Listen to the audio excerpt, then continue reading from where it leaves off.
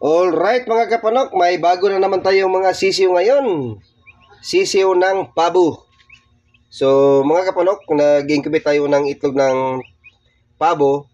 18 po yung incubate natin. Pero yung 4 mga kapanok ay walang laman na similya. So ngayon mga kapanok, yung 14 ay lahat sila mga kapanok. Yan ay napipisa sa ating, galing po ito sa ating incubator mga kapanok.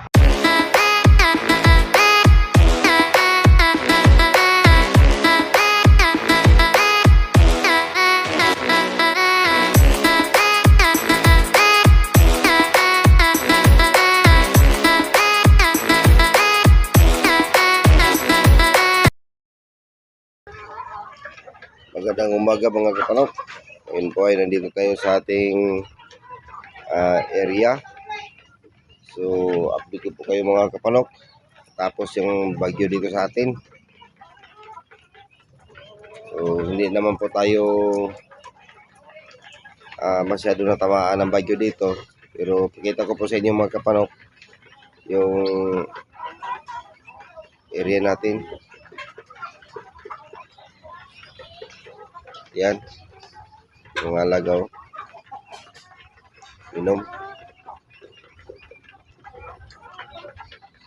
Tapos na po tayo nagpabigay ng pagkain sa kanila mga kapanok. So, ito po sila. Kalagayan nila ngayon dito. So,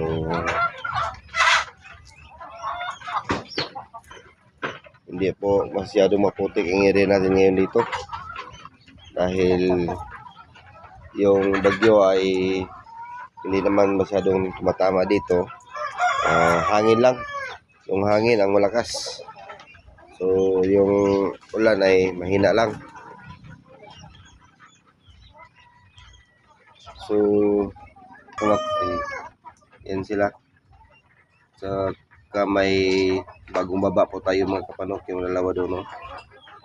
Takot pa sila na makipag halubilo sa mga kasamaan dito. Kadalasan ay nandun sila sa mga suok-suok. Yan. Takot sila. Dahil yung iba dito ay tapang yung iba. Awayin sila.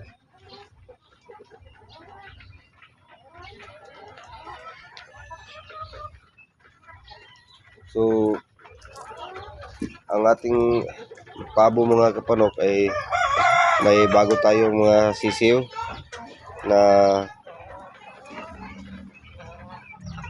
nakuha natin doon sa ating incubator. I-incubate po tayo mga kapanok ng 18. May 14 na mga kapanok ang napipisa. So, pakita ko po sa inyo mga kapanok yung ating sisiw doon. Alright mga kapanok, may bago na naman tayong mga sisiw ngayon. Sisiw ng pabo. So mga kapanok, nag-incubate tayo ng itlog ng pabo. 18 po yung incubate natin. Pero yung 4 mga kapanok ay walang laman na similya.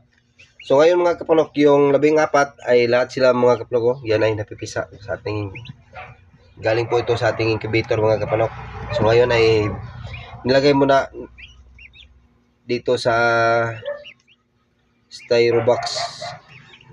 Papalakasin muna natin mga kapanok sila bago natin ilagay sa ating brooder. Yan o. So mahina pa sila. So pinapainom natin ng electrolytes para matibay po sila mga kapanok. Yan, makas. Yan po sila mga kapanok. So may bago na naman tayong sisiw ng ating mga pabo. So yung black niyan mga kulay mga kapanok ay lahi yan ng ating black Spanish. At saka yung puti mga kapanok, yan ang sa white hula natin. So yan mga kapanok, yung black Spanish natin mga kapanok ay hindi po siya sa atin na breed. Binili ko po yung tandang ng Black Spanish doon sa kaibigan ko na nag-alaga din na pabo. So yan, maganda mga kapanok dahil hindi niya lahi yung mga babae doon na binibreed niya. So subaybayan natin mga kapanok hanggang sa paglaki ng ating mga pabo na ito. Mga kapanok, yung ating alaga dito ay pinapainom natin sila mga kapanok ng kanilang mga vitamins pang sila ay mapanatili nating malusog at masigla. Yan po sila mga kapanok. So yan, gawain na dito, kain takbo, kain takbo.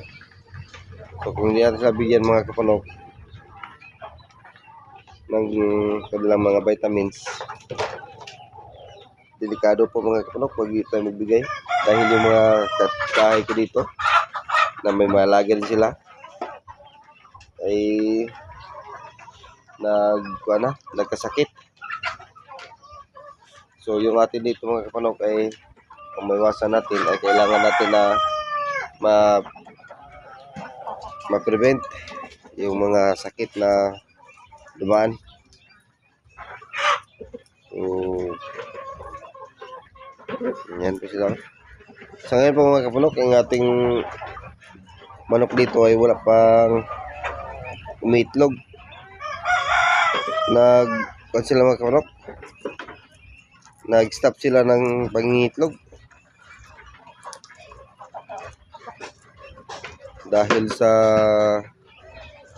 palaging umulan.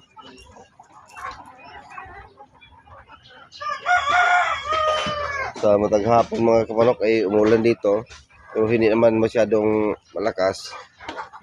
Pero yung ulan na yan ay nakakasira din sa ating mga alaga, dahil pag yung ating alaga ay kulang sa mga vitamins, yung ilang immune mga kapanok ay yan, atakihin sila. So ito na po ang ating mga natira dito mga kapanok na mga alaga natin, no, na binibenta natin. So sa ngayon dito lang sila natira dito sa kulungan na ito. Lagpas ng 1 kilo yan. Lagpas na sila ng 1 kilo.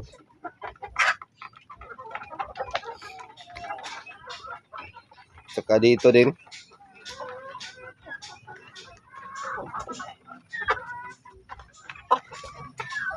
itong kulungan na to, ready for binta na po yung iba dito.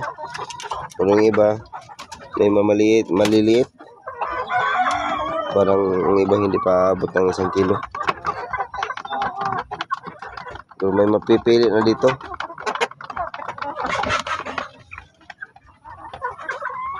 So ito naman pong kulungan na ito, ay ikon natin sila, gawin natin po silang breeder dito.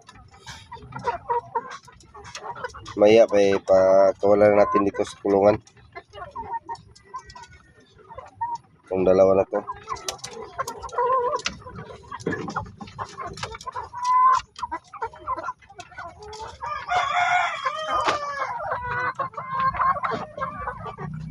So may kasunod pang mga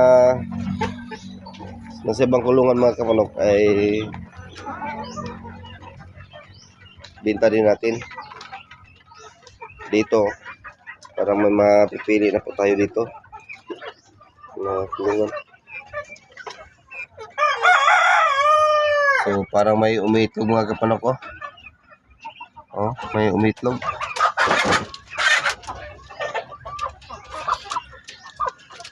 Dito ay may yung isa tira natin, yung isa ay binta natin.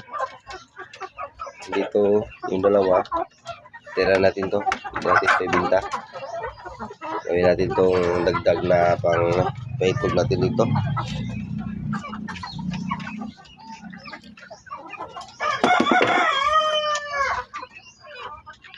So yan lang mga kapanok ang ating update sa ating mga alaga dito, dahil napagdaan na po tayo ng bagyo dito. So kita natin sa inyo kung ano ang kanilang mga kahinatnan dito, ilang mga kalagayan. So mabuti naman po mga kapanok, wala naman po nagkakasakit.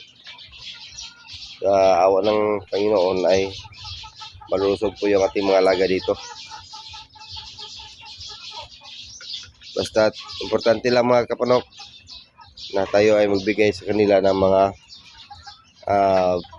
vitamins, especially yung electrolytes mga kapanok, para iwas stress yung ating mga alaga dito.